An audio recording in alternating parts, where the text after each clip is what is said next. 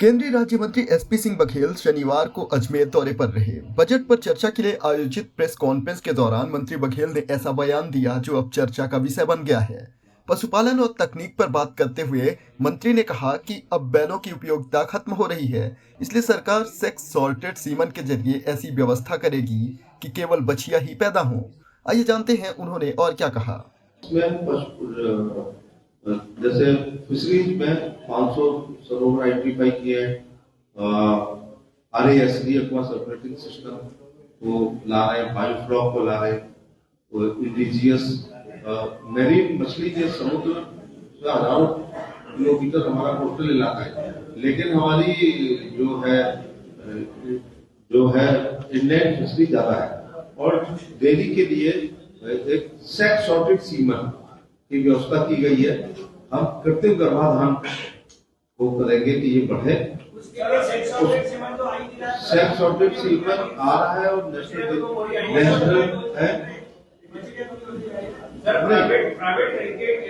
National dairy development board को हम लोगों ने कहा है कि कम से कम रुपए में देश के हर राज्य के पशु चिकित्सालय पर डॉजेस को भेजे, ये क्योंकि अब हल नहीं चल रहा है।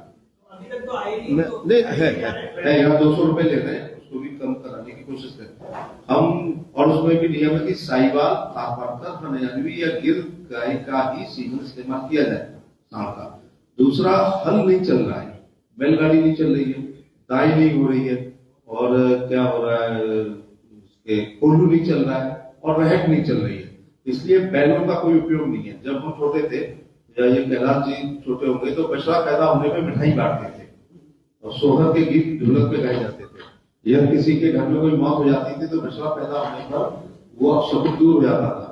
तो क्योंकि हल चलाते थे, रहट चलाते थे, कोल्हू चलाते थे, गाय चलाते थे और बैलगाड़ी चलाते थे।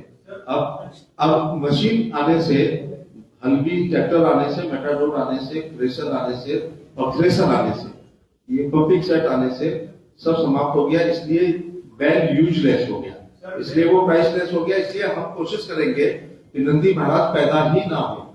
सेक्स सॉर्टेड सीमन का मतलब है कि ये कृत्रिम गर्भाधान में वर्गीकृत ब्रीड का इस्तेमाल किसान करेगा तो 90% बछिया ही पैदा होगी। जब बछिया पैदा होगी तो 7-8 साल रहेगी और हम चाहते हैं कि वो बछिया ही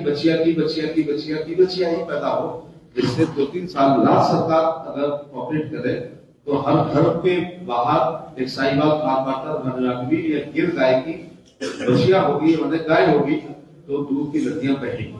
इस मामले में हम क्या कर रहे हैं तो वो भी मैं बताना चाहूंगा कि dairy animal husbandry dairy development में हम बजटीय समर्थन कर रहे हैं और 6,153 करोड़ का आवंटन किया गया।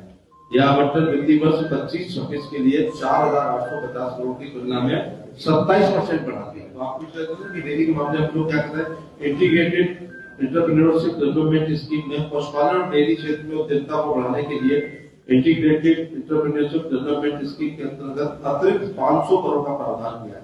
अगर ये वीडियो आपको पसंद आया है तो इसे लाइक जरूर करें।